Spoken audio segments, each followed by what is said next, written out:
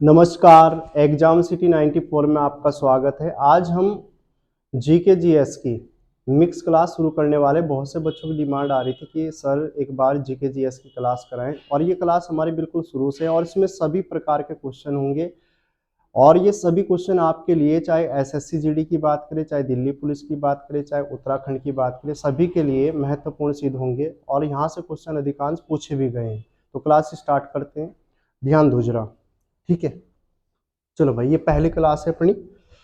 आकाश किस प्रकार का मिसाइल है? तो कुछ क्वेश्चन पूछा जाता है, आकाश किस प्रकार का मिसाइल है। तो ध्यान रखना, आकाश की अगर मैं बात करूं, आकाश किस प्रकार का मिसाइल कहा जाता है, तो हम कहते हैं ये सतह से हवा में मार करता है, सतह से हवा में मार करेगा। अग्नि पूछता है, अग्नि किस प्रकार का मिसाइल है, तो ये भी कैसा है, तो सतह से हवा में। त्रिशूल कहता है, तो त्रिशूल कैसा है, तो सतह से हवा में, ठीक है। और अगर पूछ ले भारत का मिसाइल मैन कहा जाता है, तो ध्यान रखना, भारत का मिसाइल मैन किसे कहा जाता है, doctor APJ Abdul Kalam. Very very important, कई बार पूछा गया भारत का मिसाइल मैन किसे कहा जाता है, डॉक्टर एपीजे अब्दुल कलाम। इनके द्वारा एक पुस्तक लिखी गई है विंग्स ऑफ फायर, के लेखक कौन हो जाते हैं, तो हम कहेंगे ये डॉक्टर एपीजे अब्दुल कलाम, ठीक है। अम्लीय वर्षा कई बार पूछा गया। अम्लीय वर्षा किस गैस के कारण होती है, NO2 और SO2, नाइट्रस ऑक्साइड और सल्फर डाइऑक्साइड के कारण कौन सी वर्षा हो जाती है, अम्लीय वर्षा। देखा भी होगा कभी कभी क्या होता है, जब बारिश होती है गर्मियों में, मई जून में बारिश हो जाती है तो शरीर पर छोटी सी चोटी लग जाती है ना, वो इसी कारण होती है, ठीक है। तो ध्यान रखना, अग्नि अगर पूछता है तो कैसा मिसाइल है, तो सतह से हवा में मार करेगा। अग्नि की बात करें तो आकाश कैसा हो गया, सतह से हवा में। और अग्नि की बात करें तो सतह से हवा में। और त्रिशूल कहा तो सतह से हवा में। और भारत का मिसाइल मैन कहा जाता है डॉक्टर एपीजे अब्दुल कलाम। इनके द्वारा एक पुस्तक लिखी गई जिसका नाम क्या है, विंग्स ऑफ फायर, के लेखक कौन हो जाते हैं, डॉक्टर एपीजे अब्दुल कलाम। याद रहेगा। आगे चले, एक क्वेश्चन ये पूछा जाता है, विश्व मानव अधिकार दिवस बताओ कब मनाते हैं। तो ध्यान रखना, विश्व मानव अधिकार दिवस जो मनाते हैं हम 10 दिसंबर को मनाते हैं। पूछ लेगा विश्व मानव अधिकार दिवस कब मनाया जाता है, 10 दिसंबर को मनाते हैं। भारत में सर्व शिक्षा अभियान की शुरुआत कई बार पूछा गया, 2001 में हुई थी। अगर पूछ ले इसके अंतर्गत कितनी आयु के बच्चों को शामिल किया जाता है, तो 6 से 14 वर्ष के बच्चों को क्या किया जाता है, शामिल किया जाता है। एक क्वेश्चन ये पूछा जाता है, सबसे इंपॉर्टेंट है, बार बार पूछा जाता है, शिक्षा को मौलिक अधिकार किस संशोधन में बनाया गया, या कौन से शिक्षा को मौलिक अधिकारों में किस संशोधन में जोड़ा गया था, तो 86वां संविधान संशोधन 2001। वेरी वेरी इंपॉर्टेंट, ठीक है। इसके अलावा संविधान दिवस पूछ लेगा, संविधान दिवस कब मनाया जाता है, तो संविधान दिवस कब मनाते हैं हम, तो ध्यान रखना 26 नवंबर को क्या मनाते हैं, संविधान दिवस। अगर इसकी शुरुआत होती है तो कब होती है, 2015 से, ठीक है। तो मानव अधिकार दिवस हम मनाते हैं 10 दिसंबर को। सर्व शिक्षा अभियान की शुरुआत कब हुई थी, 2001 में। और इसके अंतर्गत कितनी आयु के बच्चे आते हैं, 6 से 14 वर्ष। अगर शिक्षा को मौलिक अधिकारों में किस संशोधन में जोड़ा गया, तो हम कहेंगे 86वां संविधान संशोधन 2001 में। संविधान दिवस मनाया जाता है 26 नवंबर। शुरुआत कब होती है, 2015 में। क्लियर हो गया। सारे क्वेश्चन पेपर में आए हुए इंपोर्टेंट है सारे, ठीक है। इसके अलावा संविधान का जनक किसे कहा जाता है, बताओ जरा। डॉक्टर भीमराव अंबेडकर जी को क्या कहा जाता है, यानी संविधान का जनक। विधि निर्माता के नाम से भी जाना जाता है किसे, डॉक्टर भीमराव अंबेडकर जी को। संविधान का पिता भी कहा जाता है डॉक्टर भीमराव अंबेडकर को। आधुनिक मनु की संज्ञा दी जाती है डॉक्टर भीमराव अंबेडकर जी को। अगर पूछ ले संविधान को बढ़ने में कुल कितना समय लगा, 2 वर्ष 11 माह 18 दिन, 2 वर्ष 11 माह 18 दिन। अगर पूछ लिया जाए भारतीय संविधान भारतीयों की इच्छा के अनुसार होगा, ये कथन किसका था, तो ध्यान रखना Gandhi ji. Very very important, और ये पेपर में 2-3 बार पूछा गया क्वेश्चन है, ठीक है। ये भी कई बार पूछा गया, आधुनिक मनु की संज्ञा किसे दी जाती है, डॉक्टर भीमराव अंबेडकर जी को। क्लियर हो गया। इसके बाद संविधान सभा की पहली बैठक कई बार पूछी गई, बताओ कब हुई थी जी। अगर संविधान सभा की पहली बैठक होती है 9 दिसंबर 1946, 9 दिसंबर 1946। इसका पहला अध्यक्ष किसे बनाया गया? डॉक्टर सचिदानंद सिन्हा। लेकिन कैसे थे ये? अस्थायी। कैसे थे? अस्थायी। लेकिन अगर बात करें प्रथम स्थायी अध्यक्ष कौन थे? डॉक्टर राजेंद्र प्रसाद। कौन थे? डॉक्टर राजेंद्र प्रसाद। एक क्वेश्चन ये पूछा गया था, स्वतंत्रता दिवस सभी को पता है कब मनाते हैं? 15 अगस्त। कब मनाते हैं? 15 अगस्त। अंतरराष्ट्रीय शिक्षा दिवस ये मनाया जाता है 24 जनवरी। कब मनाते हैं? 24 जनवरी। एक हम पढ़ते हैं बालिका दिवस, ठीक है, एक पढ़ते हैं बालिका दिवस, ये भी कब मनाया जाता है? तो हम कहते हैं 24 जनवरी। कब मनाया जाता है? 24 जनवरी, ये भी ध्यान रखना है, ठीक है। गणतंत्र दिवस हम मनाते हैं 26 जनवरी। और नीति आयोग का गठन कब हुआ था? 1 जनवरी 2015। अगर पूछ ले नीति आयोग का पहला नाम क्या था, बताओ जरा। पहला नाम था इसका योजना आयोग। क्या नाम था? योजना आयोग। और योजना आयोग का नाम यानी नीति आयोग कब कर दिया? 1 जनवरी 2015। एक क्वेश्चन ये पूछा जाता है, अगर पूछ ले इसका अध्यक्ष कौन होता है? इसका अध्यक्ष होता है प्रधानमंत्री। कौन होता है? प्रधानमंत्री। एक क्वेश्चन ये पूछा जाता है, नीति आयोग के पहले अध्यक्ष कौन थे? तो हम कहेंगे नरेंद्र मोदी जी। कौन थे? नरेंद्र मोदी। याद रहेगा। तो यहाँ पे अगर पूछ ले संविधान सभा की पहली बैठक 9 दिसंबर 1946। प्रथम अस्थायी अध्यक्ष कौन थे? डॉक्टर सचिदानंद सिन्हा। अगर स्थायी की बात करें, डॉक्टर राजेंद्र प्रसाद। स्वतंत्रता दिवस कब मनाते? 15 अगस्त को। अंतर्राष्ट्रीय शिक्षा दिवस 24 जनवरी। गणतंत्र दिवस मनाते 26 जनवरी। नीति आयोग का गठन कब हुआ था? 1 जनवरी 2015 में। याद रहेगा। इसके अलावा कई बार पूछा गया, भारत किस गोलार्ध में स्थित है? बता सकते हो? बिल्कुल। भारत किस गोलार्ध में स्थित है? उत्तरी गोलार्ध। लेकिन अगर कहता किस देशांतर में है, तो हम कहेंगे पूर्वी देशांतर। अगर भारत किस गोलार्ध में स्थित है, तो हम कहेंगे उत्तरी गोलार्ध में है। अगर किस देशांतर में है, तो पूर्वी देशांतर। एक क्वेश्चन ये भी पूछा गया था कि भारत की आकृति कैसी है, तो हम कहते हैं चतुष्कोणीय। और वेरी वेरी इंपॉर्टेंट, भारत का क्षेत्रफल कितना है? 32,87,263 वर्ग किलोमीटर। कितना है? 32,87,263 वर्ग किलोमीटर। अगर विश्व में इसका परसेंटेज देखें तो हम कितना बताएंगे? 2.42%। अगर क्षेत्रफल में विश्व में कौन सा स्थान आता है? 7वां। कौन सा है? 7वां। तो कभी कभी यहां से क्वेश्चन पूछता है, क्षेत्रफल में 3 बड़े देश कौन से हैं? पहले नंबर पे रूस, दूसरा कनाडा और तीसरा चीन। पहले नंबर पे कौन सा है? रूस, दूसरा कनाडा और तीसरा चीन। याद रहेगा। अगर पूछ ले भारत किस गोलार्ध में स्थित है? उत्तरी गोलार्ध। किस देशांतर में है? पूर्वी देशांतर। आकृति कैसी है? चतुष्कोणीय है। अगर क्षेत्रफल कितना बताया? 32,87,263 वर्ग किलोमीटर। विश्व का कितने परसेंट बताया? 2.42%। और क्षेत्रफल में कौन सा स्थान है? तो 7वां। और क्षेत्रफल में 3 बड़े देश कौन से हैं? पहला रूस, दूसरा कनाडा, तीसरा चीन। याद रहेगा। इसके बाद अगर पूछ ले कर्क रेखा को 2 बार काटने वाली नदी कौन सी है? माही। कौन सी है? माही। कर्क रेखा को 2 बार काटने वाली कौन सी है? तो माही। कई बार पूछा गया। और ये भी पता है, अगर कर्क रेखा भारत के कितने राज्यों से होके जाती है? 8 राज्यों से होके जाती है। 8 राज्य कौन कौन से हैं? याद रखना, रागम, छतरी और बमीझा। याद रखना ऐसे, रागम, छतरी, बमीझा। पहला कौन सा आ गया? राजस्थान। पहला कौन सा? राजस्थान। दूसरा कौन सा है? गुजरात। दूसरा कौन सा है? गुजरात। और तीसरा कौन सा आता है? मध्य प्रदेश, एमपी कह देंगे। फिर छत्तीसगढ़ छत्तीसगढ़ हो जाएगा। फिर क्या हो जाएगा? त्रिपुरा हो गया। फिर क्या होगा? पश्चिम बंगाल हो गया। फिर क्या हो गया? मिजोरम हो गया। फिर इसके बाद क्या हो गया? झारखंड। कौन सा है? झारखंड। ये 8 राज्य जहां से कर्क रेखा होकर जाती है। ठीक है। विषुवत रेखा को यानी भूमध्य रेखा को 2 बार काटने वाली कांगो, कई बार पूछा गया।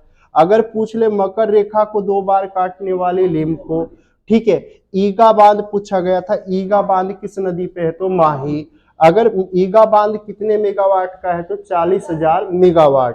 अगर एशिया का सबसे ऊंचा बांध कौन सा है, टिहरी बांध, और कितनी ऊंचाई है इसकी, 260.5 मीटर। कितनी है, 260.5 मीटर। इसमें सहयोगी देश पूछ लेगा, रूस था, कौन था, रूस था। और कौन सी नदियों के संगम पर है, भागीरथी और भिलंगना, भागीरथी और भिलंगना। क्लियर हो गया, आगे चले। इसके बाद है, अगर भारत का सबसे पूर्वी बिंदु पूछा जाता है, तो भारत का सबसे पूर्वी बिंदु है वलागू। और वलागू कहाँ से है, तो अरुणाचल प्रदेश। कहाँ से है, अरुणाचल प्रदेश। अगर भारत का सबसे पश्चिमी बिंदु पूछता है, तो हम कहते हैं सर क्रीक। और सर क्रीक कहाँ से है, तो गुजरात। देखो, अगर भारत का सबसे पूर्वी कहा तो हम क्या कह देते हैं, वलागू। और वलागू कहाँ से है, अरुणाचल प्रदेश। अगर भारत का सबसे पश्चिमी पूछता है तो हम कहते हैं सर क्रीक। सर क्रीक कहाँ से है, तो हम कहते हैं गुजरात। अगर पूछता भारत का सबसे उत्तरी बिंदु, तो उत्तरी बिंदु हम क्या बताते हैं, इंदिरा कोल, इंदिरा कोल। और अगर कहता भारत का सबसे दक्षिणतम बिंदु, इसे कहा जाता है इंदिरा पॉइंट। क्या नाम है, इंदिरा पॉइंट। इंदिरा पॉइंट ना हो, इंदिरा पॉइंट ना हो, इंदिरा पॉइंट ना हो तो हम क्या करेंगे, इसमें क्या बताएंगे, इसमें पिगमिलियन पॉइंट। बैठ जाओ भाई जरा, ठीक है। क्या बताएंगे हम, पिगमिलियन पॉइंट बताएंगे। भारत का मानक समय किस देशांतर पर निर्धारित होता है, 82.5। कई बार एग्जाम में पूछा गया। अगर पूछ ले भारत का मानक समय किस देशांतर पर निर्धारित होता है, 82.5 डिग्री पूर्वी देशांतर। इसके अलावा अगर पूछ लिया जाए, एक क्वेश्चन और पूछा जाता है, ये 82.5 डिग्री पूर्वी देशांतर रेखा कितने राज्यों से होके जाती है, 5। अजी 5 राज्यों के नाम बताओ। एपी हो जाता है, यूपी हो जाता है, एमपी हो जाता है, और ध्यान रखना छत्तीसगढ़ होगा, छत्तीसगढ़ होगा, और उड़ीसा। कितने राज्य होंगे, 5। एपी, यूपी, एमपी, छत्तीसगढ़ और उड़ीसा। यहां से क्या होके जाती, 82.5 डिग्री पूर्वी देशांतर रेखा। और एक क्वेश्चन और पूछा जाता, भारत का मानक समय कहाँ से निर्धारित होता है, इलाहाबाद। कहाँ से होता है, इलाहाबाद। इलाहाबाद ना हो तो प्रयागराज पे जा सकते हैं, ठीक है। इलाहाबाद के नैनी से हो जाता है, कहाँ से होता है, इलाहाबाद के नैनी से। अगर पूरी दुनिया की बात करूं, पूरी दुनिया में ये समय कहाँ से निर्धारित होता है, तो ध्यान रखना ग्रीनविच। और ग्रीनविच कहाँ से है, तो इंग्लैंड, यानी हम कहेंगे लंदन। क्लियर रहेगा इतना। इसके बाद अगर बात करें, भारत स्वतंत्र भारत का पहला बजट पेश किया था, बताओ जरा किसने, स्वतंत्र भारत का पहला बजट पेश किया था किसने, तो ध्यान रखना ये कब किया गया था, तो ध्यान रखना 26 नवंबर 1947। Very very important. अगर किसने पेश किया था, Shanmukh Sethi. Very very important. Bharat के पहले वित्त मंत्री कौन थे, षणमुख सेठी। अगर गणतंत्र भारत का पहला बजट, ये तो कब का है, ये स्वतंत्र भारत का है, ठीक है। अगर कहता गणतंत्र भारत का पहला बजट कब पेश हुआ था, 1950। लेकिन ये किसने पेश किया था, जॉन मथाई। किसने पेश किया, जॉन मथाई। बताओ जरा, स्वतंत्र भारत का पहला बजट कब पेश हुआ, 26 नवंबर 1947। किसने पेश किया, षणमुख सेठी। भारत के पहले वित्त मंत्री भी षणमुख सेठी। गणतंत्र भारत का पहला बजट कब पेश हुआ था, 1950। किसने पेश किया, जॉन मथाई। किसने किया, जॉन मथाई। क्लियर हो गया इतना।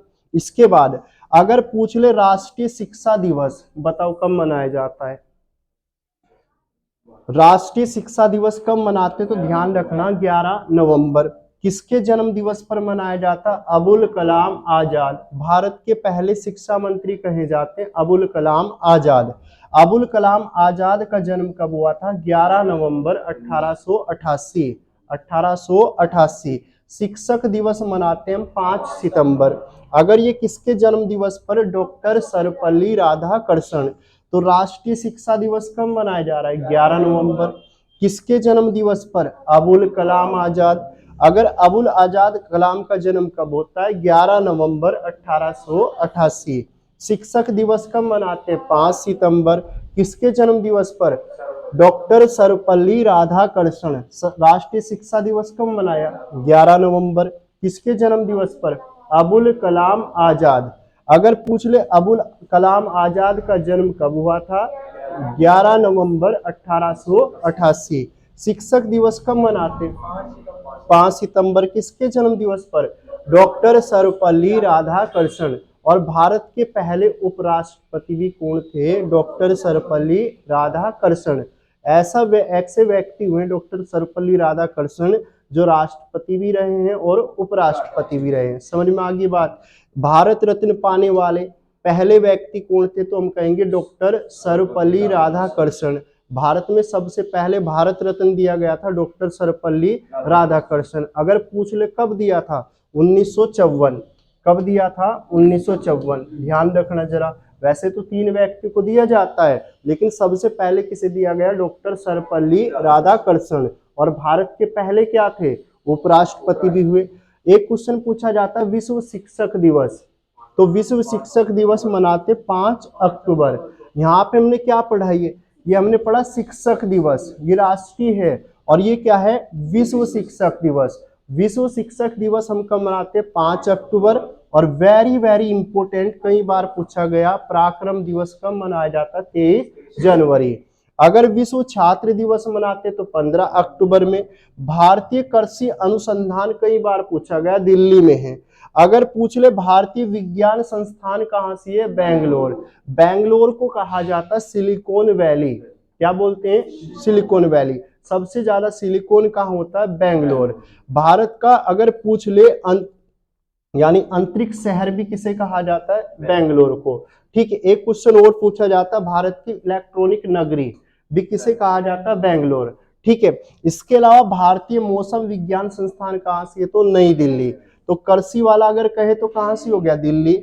लेकिन अगर विज्ञान की बात करें तो बेंगलोर। अगर भारतीय मौसम विज्ञान संस्थान कहाँ से? तो नई दिल्ली। याद रहेगा। अगर कहता राष्ट्रीय शिक्षक दिवस कब मनाते हैं? 5 सितंबर। लेकिन विश्व शिक्षक दिवस की बात करो तो 5 अक्टूबर। याद रहेगा। इसके बाद विश्व उपभोक्ता कई बार एग्जाम में पूछा गया, बताओ जरा। नहीं। विश्व उपभोक्ता दिवस कब मनाते हैं? तो ध्यान रखना, विश्व उपभोक्ता दिवस हम मनाते हैं 15 मार्च। कब मनाते हैं? 15 मार्च। और कई बार पूछा गया क्वेश्चन है ये, विश्व उपभोक्ता दिवस कब मनाते हैं? 15 मार्च। राष्ट्रीय उपभोक्ता कहें तो 24 दिसंबर। 24 दिसंबर। और पाक जल डमरू किन देशों के बीच है? भारत और श्रीलंका। भाई जितने भी लोग लाइव देख रहे हैं, क्लास देख रहे हैं, अगर क्लास अच्छी लगे तो एक बार चैनल को सब्सक्राइब जरूर करें और ज़्यादा से ज़्यादा शेयर करें। बिल्कुल सारे जो क्वेश्चन लगाए हुए हैं वो सारे क्या हैं? सिलेक्टेड हैं। इसमें एक भी क्वेश्चन ऐसा नहीं है जो पेपर में ना आया हो। सारे के सारे इंपॉर्टेंट है और आपके लिए काफ़ी लाभदायक सिद्ध हो सकते हैं। ठीक है। इसके बाद क्वेश्चन यहाँ पे कई बार तुमने देखा भी होगा कि पाक जल डमरू किसे जोड़ता है? भारत और श्रीलंका। मन्नार की खाड़ी कई बार पूछी गई, भारत और श्रीलंका। सुंडा जल डमरू कई बार पूछा गया, जावा द्वीप और हिंद महासागर। जावा और हिंद महासागर। बेरिंग जल संधि कई बार एग्जाम में पूछी गई, अलास्का और रूस। किसे जोड़ती है? अलास्का और रूस। तो हमने क्या पढ़ा? विश्व उपभोक्ता दिवस कब मनाते हैं? 15 मार्च। राष्ट्रीय उपभोक्ता, हाँ जी, राष्ट्रीय उपभोक्ता मनाते हैं 24 दिसंबर। दोनों ही इंपोर्टेंट और दोनों ही कंफ्यूजन करते हैं। तो विश्व का कब मना रहे हैं? 15 मार्च। राष्ट्रीय कब मना रहे हैं? 24 दिसंबर। पाक जल डमरू भारत और श्रीलंका। मन्नार की खाड़ी भारत और श्रीलंका। सुंडा जल डमरू तो ध्यान रखना, सुंडा जावा और हिंद महासागर। बेरिंग जल संधि अलास्का और रूस। अलास्का और रूस। याद रहेगी। इसके बाद अगर यहाँ पे क्वेश्चन पेपर में आया हुआ था, ये तंजौर चित्रकला शैली का विकास किस वंश के समय हुआ था? तो ध्यान रखना वंश कौन सा था? ये चोल। पेपर में आया था, वेरी वेरी इंपोर्टेंट है। चोल वंश की स्थापना किसने करी थी? विजयालय। ये भी इंपोर्टेंट है। और ये क्वेश्चन तो कई बार देखने को मिलेगा तुम्हें। चोल वंश का राज की चिन्ह क्या था? तो हम क्या बताते हैं? बाघ। क्या था? बाघ था। मुगल वंश का संस्थापक कहा जाता बाबर। किसे कहेंगे? बाबर। और चंदेल वंश का कहा जाता नन्नू। अच्छा, सातवाहन वंश का बताइए जरा। सातवाहन वंश का कौन था? सिमुक। अच्छा, अगर गुप्त वंश का पूछ ले, श्रीगुप्त। गुप्त वंश का श्रीगुप्त। अगर मुगल वंश का कहें, बाबर। मुगल वंश का कौन था? बाबर। मौर्य का कहा, चंद्रगुप्त मौर्य। मौर्य का कौन था? चंद्रगुप्त मौर्य। तो ध्यान रखना जरा। चंदेल वंश का संस्थापक कहा जाता नन्नू। और गौतम बुद्ध ने सर्वाधिक उपदेश दिए थे, कई बार पूछा गया। कौशल देश की राजधानी जिसका नाम क्या था? श्रावस्ती। कौशल देश की राजधानी श्रावस्ती। एक क्वेश्चन पूछा जाता है, गौतम बुद्ध की अगर मैं बात करूं, सबसे ज्यादा उपदेश इन्होंने कहा दिए? कौशल देश की राजधानी श्रावस्ती। याद रहेगा। इसके बाद अगर पूछा जाता फेडरेशन कप, ये भी कई बार पूछा गया। फेडरेशन कप का संबंध किससे? तो ध्यान रखना, फुटबॉल से। किससे है? फुटबॉल। और फुटबॉल की सबसे बड़ी संस्था कही जाती है फीफा। क्या नाम है? फीफा। एक पूछा जाता थॉमस कप। थॉमस कप दिया जाता बैडमिंटन। किसमें दिया जाता है? बैडमिंटन। और very very important Rangaswamy cup, तो ध्यान रखना, हॉकी। इसके अलावा विश्व वन्य जीव कोष का प्रतीक चिन्ह क्या है? तो लाल पांडा। ये भी कई बार पूछा गया। तो फेडरेशन किससे हो गया? फुटबॉल से। किससे हो गया? फुटबॉल से। फुटबॉल की सबसे बड़ी संस्था फीफा है। थॉमस कप किससे हो गया? बैडमिंटन से। रंगास्वामी किससे है? तो हॉकी से। और वन्य जीव कोष का प्रतीक चिन्ह क्या हो गया? लाल पांडा। बताओ फेडरेशन किससे? अगर फुटबॉल की सबसे बड़ी संस्था फीफा कही जाती, थॉमस कप किससे है? बैडमिंटन। रंगास्वामी हॉकी। और वन्य जीव कोष का प्रतीक चिन्ह लाल पांडा। याद रहेंगे।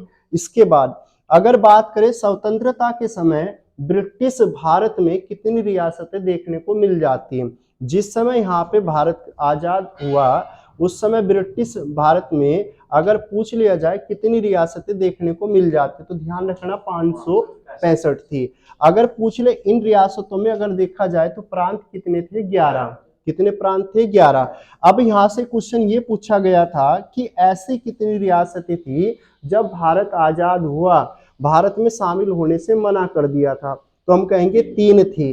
3 कौन कौन सी? जूनागढ़, हैदराबाद, जम्मू कश्मीर। इन्होंने मना कर दिया था। यानी जब अंग्रेज लोग आए थे तो बीज बो के गए थे लड़ाई का, कि वो कह के गए थे अगर कोई राजा भारतीय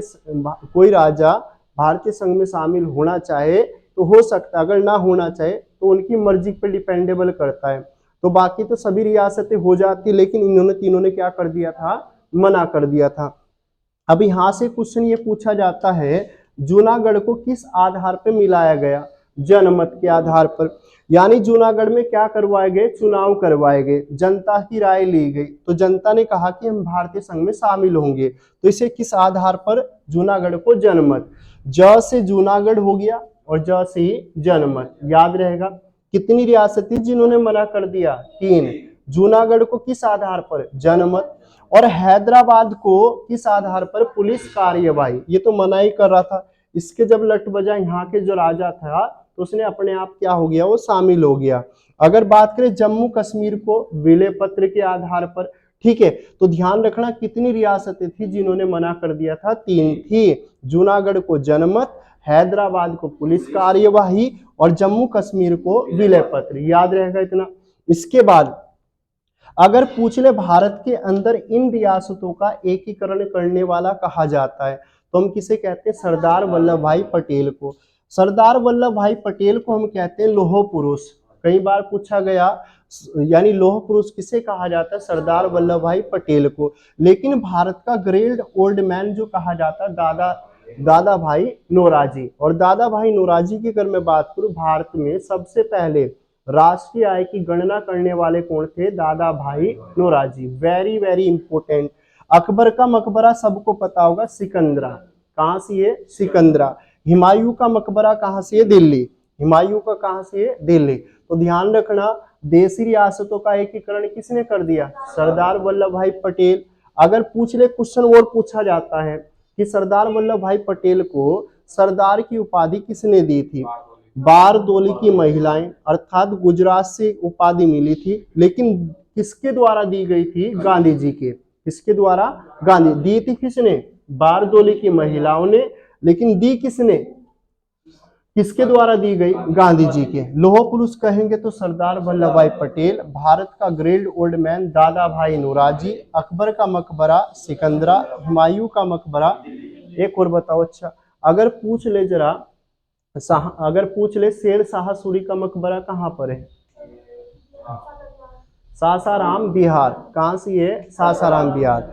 अगर पूछ ले यहाँ पे एक क्वेश्चन और पूछा जाता है औरंगजेब का, औरंगजेब का, एक मिनट रुक भाई, जितने भी लाइव हैं एक क्वेश्चन तुम्हारे लिए छोड़ के जा रहा हूँ, क्लास इतनी हमारी, आपको बताना है कमेंट करके औरंगजेब का मकबरा कहाँ पर है, औरंगजेब का मकबरा कहाँ पर है।